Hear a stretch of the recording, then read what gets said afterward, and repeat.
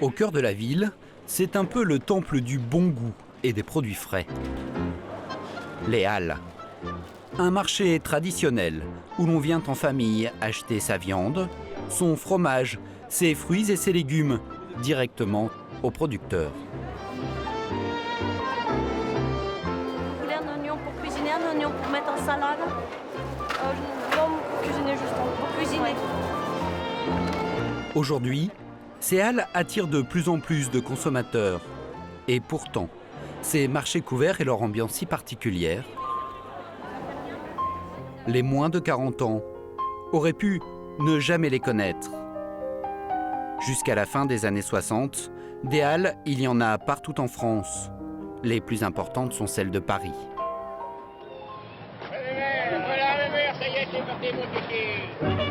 Aux halles, on y vient alors autant pour la gouaille des commerçants que pour les produits frais. Alors, 2 oignons, Marc-André, là.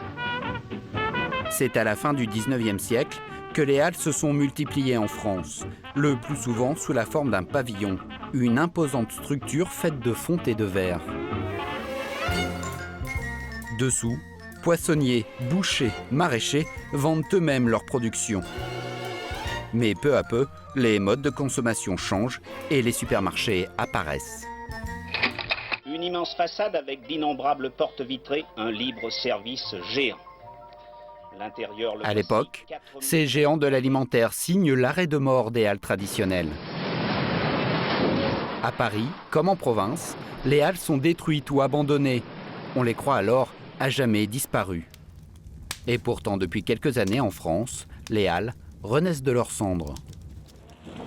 À Albi, par exemple, elles ont repris des couleurs, rénovées il y a 5 ans, pour le plus grand plaisir des consommateurs, ravis de retrouver cette ambiance des halles d'antan. Ça, c'est la mode des carottes de couleur. Ouais.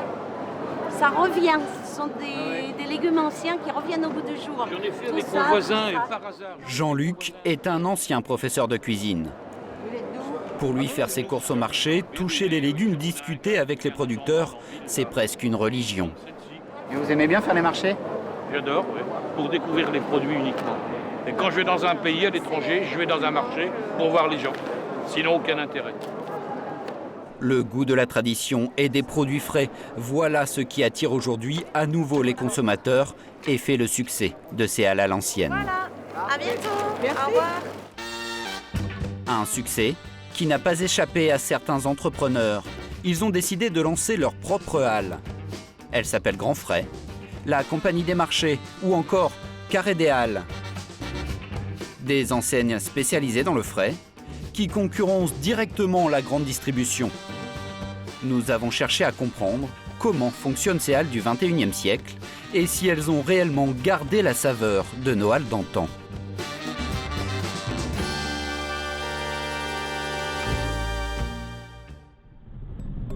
Ces halles qui retrouvent une nouvelle jeunesse, cela fait les affaires de ceux qui, depuis toujours, ne parient que sur une seule chose, proposer aux consommateurs des produits frais. À 5712 km de New York, la baie de Somme. Ouais, Maurice, tu vas couper du thym. Dans ses champs, Pierre Quillet s'apprête à récolter une partie de sa production qu'il doit vendre sur les marchés. Valentin, tu fais des Bruxelles, pareil, tu prends les bien verts. Ça marche. Oui, Dominique, tu coupes des choux dans les violets. En plein mois de février, les choux, c'est ce que ce maraîcher vend le plus. Les 3 semaines de froid, on a bien vendu du légume. Ça a été quand même multiplié facilement par 2, quoi. Bah, quand il fait froid, on a envie d'un pot-au-feu. Ses clients raffolent de ses légumes d'hiver. Et avec ses 6 hectares d'exploitation, Pierre n'en manque pas. Donc là, vous avez du topinambour qui a été arraché, lavé, là, pour les marchés cette semaine. Là, vous avez du pané. Là, on a encore des céleris en stock. Ces légumes fraîchement récoltés, Pierre va les vendre lui-même. Et pour écouler à coup sûr sa production, il a trouvé un moyen très efficace. À Abbeville, il fait encore nuit. Dans le centre-ville, Pierre décharge les premiers cajots de son camion. C'est ici, dans la halle ouverte 2 jours par semaine, que Pierre vend ses légumes. Vous démarrez tôt quand on fait les marchés? Tôt. Quelle heure il est là? Il est tôt. Il est 5h moins le quart. Quelque chose comme ça. Bien décidé à augmenter son chiffre d'affaires, Pierre n'a pas hésité. Tu pourras m'envoyer la caisse avec les choux raves qui est en dessous, s'il te plaît? Il a investi 30 000 € pour acheter le mobilier de son stand. Plus pratique, il n'a pas besoin à chaque fois de monter planches et tréteaux comme lorsqu'il faisait les marchés en plein air. On n'a pas tous les étalages ou les parapluies, les bâches à installer. Ouais, c'est un confort pour vous. Voilà, par contre ça a un coût. C'est un coût un peu plus élevé que les marchés de plein vent, quoi. En plus des 30 000 € investis, le prix du confort pour Pierre, c'est aussi le loyer qu'il paye chaque mois pour son emplacement dans la halle, 536 €. Hop, merci bien, bon week-end, au revoir. Au total, des investissements conséquents, mais qu'il est très loin de regretter. Car très vite, ici, il a vu son chiffre d'affaires grimper en flèche. Et ce, pour une raison très simple. Dehors, comme souvent en hiver dans cette région, il pleut et il fait froid. Les clients ne se bousculent pas vraiment devant les étals. Alors que sous la halle, les consommateurs font la queue devant le stand et Pierre enchaîne les ventes. Bien au chaud, ses clients n'hésitent pas à s'attarder devant les fruits et légumes et au final, ils sortent le porte-monnaie. Vous espérez faire combien de chiffre d'affaires aujourd'hui? Si c'est comme la semaine dernière, c'est aux alentours de 2500-2800 € sur la matinée. Très, très bien. Grâce à son emplacement, à l'abri des aléas de la météo, Pierre vend toute l'année et surtout beaucoup plus. Ici, il fait 20 000 € de chiffre d'affaires par mois. Selon lui, c'est 12 % de plus par rapport à un stand extérieur. Un petit peu de persil, c'est offert. Les halles, un mélange d'authenticité, de produits frais et de confort qui rapportent beaucoup d'argent aux commerçants. Du coup, de nouveaux entrepreneurs ont décidé d'exploiter eux aussi cette recette, quitte à prendre quelques libertés avec les ingrédients essentiels d'une halle traditionnelle. À Chartres, à l'extérieur du centre-ville, un bâtiment vient de sortir de terre. Une ossature en bois, de grandes baies vitrées pour laisser entrer la lumière, un dôme en métal. Ici, tout rappelle la halle traditionnelle. À l'intérieur aussi, tout comme dans un marché couvert, le primeur prépare ses étals de fruits et légumes. La poissonnière met en valeur la pêche du jour. Et le boucher découpe les carcasses. Ça paraît facile. Il y a aussi un fromager, un caviste, un boulanger. Cette halle, qui regroupe tous ces métiers de bouche sous le même toit, s'appelle la Compagnie des marchés. Une halle à l'ancienne, imaginée il y a seulement 3 ans par cet homme, Patrick Violas, un entrepreneur de Chartres. J'aime bien avec Clémentine quand la peau se décolle. Ah bon? Toute seule. Pourquoi? C'est très sucré quand c'est comme ça. Patrick semble s'y connaître. Et pourtant, il y a encore quelques temps, les fruits, ce n'était pas vraiment son rayon. Le transfert. Son bureau, au design ultra-moderne, contraste avec l'ambiance traditionnelle de sa halle. Et pour cause. Récemment encore, le credo de ce chef d'entreprise, c'était plutôt le téléphone. Dans les années 90, flairant le boom du portable, il a monté sa première entreprise qui a connu une croissance exponentielle. 99, c'était une très grosse année. Les gens faisaient la queue devant les magasins pour acheter les téléphones. On s'est développé et on est arrivé en 2009 avec 270 magasins à travers la France. Au sommet de sa gloire, Patrick revend son entreprise avec un objectif, flairer le nouveau business avec lequel il pourrait réitérer sa success story. Il pense alors prospérer dans les énergies renouvelables, mais c'est finalement assis dans son canapé que Patrick va avoir la bonne idée. Il suffit de regarder la télé, sur toutes les chaînes, il y a des super chefs, top chefs et revient chef, il y en a toutes les sauces. Donc il y a ça, et puis il y avait aussi le fait, la crise démarrant un petit peu, que les gens sortaient un petit peu moins et avaient tendance à recevoir chez eux aussi et faire à manger pour leurs amis. Des Français qui ont à nouveau le goût de cuisiner. L'idée fait tilt dans la tête de Patrick. L'entrepreneur crée alors une halle qui reprend tous les codes des marchés couverts à l'ancienne. Mais pour attirer la clientèle, il va utiliser des techniques de vente bien actuelles. Bonne fin de journée, au revoir. Au revoir. À commencer par l'agencement des stands. Contrairement aux halles traditionnelles, ici le client est orienté, guidé pour consommer. Il rentre, il a en face de lui la partie couleur qui l'attire de l'extérieur, la partie couleur des fruits et légumes, donc qui est en face. Et quand on rentre, on arrive à la boucherie. Les gens aujourd'hui, dans les études qu'on a fait, vont commencer par acheter ces morceaux-là. Le plat principal d'un repas, c'est la viande et la boucherie. Autour de la viande, on va acheter après tout ce qui découle. Je vais prendre le pain qui va en fonction de ce que j'ai acheté, le vin qui va en fonction de ce que j'ai acheté, le fromage qui va en fonction. Le plat principal d'un repas, c'est la viande et la charcuterie. Donc on commence par là. Les clients suivent ainsi inconsciemment un circuit bien défini, les attirant d'étal en étal. Mais ce n'est pas tout. Quelques détails supplémentaires font penser à un autre type de commerce loin des halles à l'ancienne et que l'on connaît bien. Le portillon à l'entrée que l'on pousse un caddie à la main.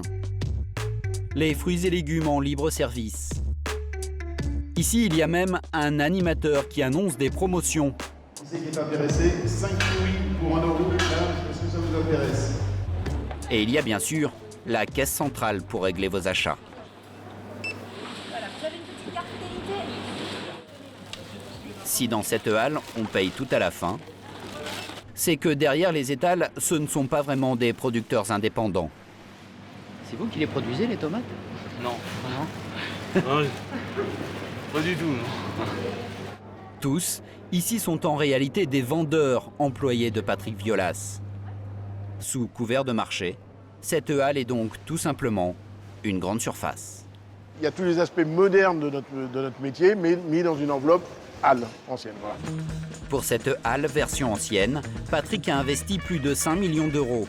Il a embauché 35 salariés. Et 1 an après l'ouverture du magasin, les comptes sont déjà à l'équilibre.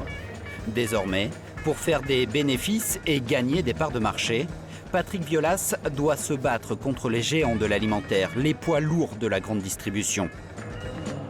Et cette bataille a lieu tous les jours sur le prix des produits. Jérôme? Ouais, c'est Laurent. Est-ce que tu peux venir qu'on voit pour le relevé de prix que tu as fait la concurrence? En première ligne dans ce combat, Laurent Claes, le responsable du magasin.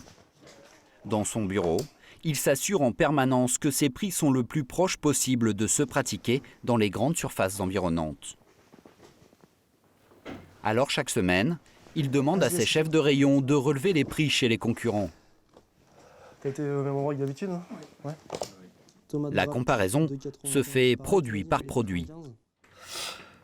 Chou blanc 1,60, 1,60, chou rouge identique, champignons blancs. À la compagnie des marchés, les choux blancs et les choux rouges sont vendus 1,60 €. Carrefour affiche lui aussi 1,60 €. Mais parfois, les prix sont difficilement tenables. Les bananes, par exemple. Laurent les vend 1,99 €, 20 centimes de plus que la grande surface. En tout, ce jour-là, un tiers des produits comparés sont plus chers que la concurrence. Alors Laurent n'hésite pas à mettre la pression sur Jérôme, le chef de rayon, pour qu'il négocie mieux ses prochaines commandes. 5, on a 2,99. Pareil, il faudrait que tu vois si tu peux t'aligner. Parce qu'on a un poil au-dessus. Il ne faut pas que tu dépasses l'écart qu'on s'était toujours fixé. C'est quel écart, justement, Laurent? On s'arrange pour être au maximum 10% plus cher. Et si on peut s'aligner, voire être moins cher, on n'hésite pas à le faire. S'aligner sur les prix, sans avoir la puissance de négociation des grands groupes de la distribution, l'affaire est loin d'être gagnée. De retour derrière son étal, Jérôme appelle son fournisseur en fruits et légumes et tente de négocier le prix d'une nouvelle variété de tomates qu'il veut mettre en rayon. Oui, tu peux pas me faire moins cher au niveau de la tomate grappe la fin de semaine sur la française? Il m'avait dit à peu près aux alentours de 4,50, 4,95 à la vente. Moi, j'aurais la vente aux alentours de 3,95. Le grossiste semble prêt à faire un effort, mais seulement si Jérôme lui commande plus de tomates que prévu. Bon, je vais t'en prendre 4 à ce moment-là. Mais alors pour vendredi. Hein. Moi, je te remercie. Bonne journée. Au revoir. C'est difficile à obtenir les mêmes prix que la grande distrib? Ah oui, c'est pas facile. Hein. Pourquoi? Qu'est-ce qu'on vous dit à chaque fois? Parce qu'on n'a pas du tout le même débit, donc ils font des commandes qui sont beaucoup plus importantes que nous. Donc nous, quand on veut avoir un prix pas trop élevé, parce que là, au départ, on propose 4,95. Donc 4,95, comme proposer la tomate française, ça reste élevé même en début de saison. Moi, je veux avoir des prix qui restent cohérents. On a quand même de la concurrence à côté. Comparé aux géants de la distribution, dans ces halles, le peu de volume écoulé ne permet pas toujours de négocier au plus bas avec les fournisseurs. Pourtant, si Patrick Violas, le créateur de l'enseigne, veut conquérir de nouveaux clients, il n'a pas le choix. Il doit aligner ses prix sur la concurrence. Alors, sur certains produits, pour proposer des prix attractifs, Patrick a trouvé la solution. Il va casser les codes de la filière classique de la distribution. En règle générale, un producteur vend ses légumes à une coopérative. Elle-même revend le tout à un grossiste qui négocie avec les centrales d'achat auprès desquelles les supermarchés se fournissent. En moyenne, entre le producteur et le supermarché, il y a 3 intermédiaires qui prennent au passage chacun une marge. En tout, environ 20% du prix d'achat. L'idée de Patrick, c'est de court-circuiter les intermédiaires et traiter au maximum directement avec les producteurs et ainsi économiser les marges. Pour ça, il a recruté 3 acheteurs qui sillonnent la France quotidiennement à la recherche du producteur qui lui proposera les meilleurs prix.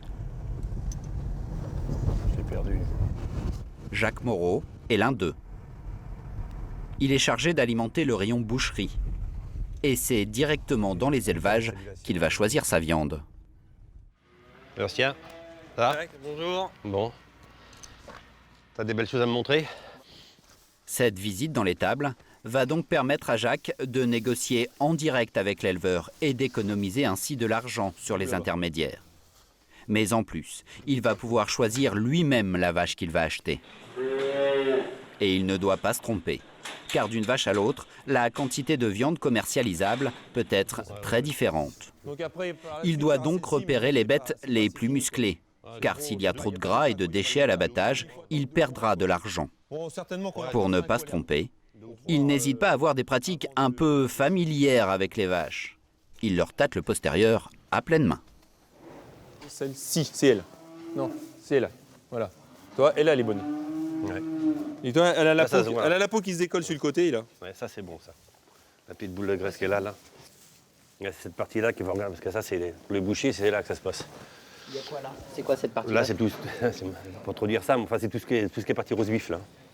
Tous les bons rose vifs sont là, hein, dans la tranche. Et selon Jacques, cette vache qui semble bien en chair pourrait lui rapporter très gros. 3 semaines. Ouais, 3 semaines. Si elle prend un tout petit peu. Jacques tente alors une approche avec l'éleveur.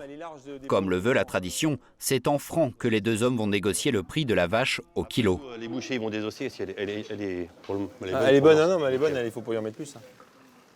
Et alors? Au niveau tarif, 26, 27 27 francs le kilo, c'est plus que ce que Jacques en voulait. C'est beaucoup plus cher que la semaine dernière, ça. J'étais plus parti sur 25 déjà. Coupe la poire en deux. 26,50 C'est pas en deux, ça. Ouais, je t'en prends 2, tu me l'as fait à 26. Ça fait? Bon, on y va comme ça. Ça marche. C'est quoi ça? C'est un rituel? C'est signé, ça. Ça veut dire qu'on ne revient plus dessus. La vache est adjugée à 26 francs le kilo, environ 4 €. C'est 15% moins cher que si Jacques était passé par la filière classique et tous ses intermédiaires. Pour l'éleveur aussi, c'est plus intéressant. En laissant Jacques choisir sa vache, il arrive à la vendre un tout petit peu plus cher. On voit ça en même temps? Parce que là, je vais avoir du rendement. Elle va tomber de la viande. Là. Normalement, elle devrait être plus lourde. Je pense que c'est des mines de viande. Poids, on ne va pas être déçu. Avec cet approvisionnement en direct chez les producteurs, la compagnie des marchés peut afficher des prix proches de ceux de la grande distribution et attirer ainsi une clientèle toujours plus nombreuse. L'an dernier, ce supermarché du frais a généré un chiffre d'affaires de 5 millions d'euros. Mais Patrick Violas n'est pas le seul à avoir eu l'idée de se lancer sur ce créneau du frais. D'autres concurrents s'y sont mis eux aussi. Et ils grossissent très vite. Ils comptent aujourd'hui plusieurs magasins. Mais pour se développer, ils sont obligés de copier encore un peu plus les techniques de la grande distribution. Dans cette zone industrielle près de Lille, c'est écrit sur la devanture. A priori, ici, on est dans une halle et on va faire son marché, pas les courses. Et c'est bien ce sur quoi le patron du Carré des Halles, Jean-François Hernu, un ancien cadre de chez Auchan, veut insister. Bon, comme vous pouvez voir, on est vraiment sur un marché couvert. C'est-à-dire que l'idée, c'était de faire voir des produits bruts dans des étals à plat, sans beaucoup d'artifices d'emballage. Hein. Ici aussi, l'enveloppe à l'ancienne est respectée. Et 80% des fournisseurs sont des producteurs ou des PME de la région. Des produits frais bien mis en avant avec la photo des agriculteurs, qui parfois même sont mis à contribution pour jouer les animateurs de magasins. Il est très bon, oui. Et naturellement riche en oméga 3 par l'alimentation des animaux. Nickel. Comme ça, vous êtes en pleine santé. Mais dans les rayons du Carré des Halles, comme dans un supermarché classique, il y a aussi des produits industriels, comme des yaourts, des plats cuisinés ou des sandwichs sous vide. Et tout comme dans les grandes surfaces, ici aussi, il y a des premiers prix. Au rayon viande en libre service, il y a bien une place réservée aux éleveurs régionaux comme Monsieur Blondiot qui présente en ce moment sa viande dans ses barquettes noires. Mais il n'occupe qu'une toute petite place. La plus grande partie du rayon est consacrée aux barquettes blanches, une autre viande de porc bien moins chère venue de Bretagne. Sur ces 2 rôtis par exemple, le porc régional, barquette noire, est affiché à 8,50 € du kilo. C'est 2 € de plus que le breton, barquette blanche. Dans ce rayon, l'éleveur régional regrette la place importante faite à cette concurrence à bas coût. Selon lui, les 2 produits n'ont rien à voir et tient à nous le montrer sous les yeux du patron, quelque peu gêné.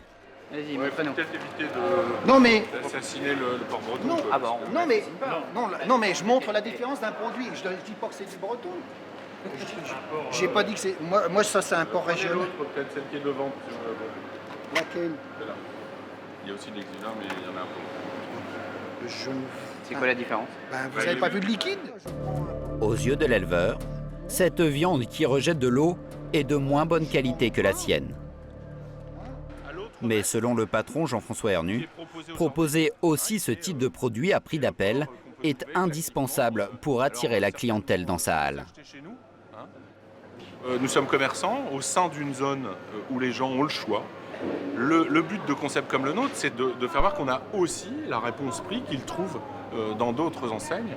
Et à partir de là, une fois qu'il est chez nous, avec l'image qu'on a, il sait qu'il peut trouver aussi du très bon produit. Et c'est là où la dérive se fait.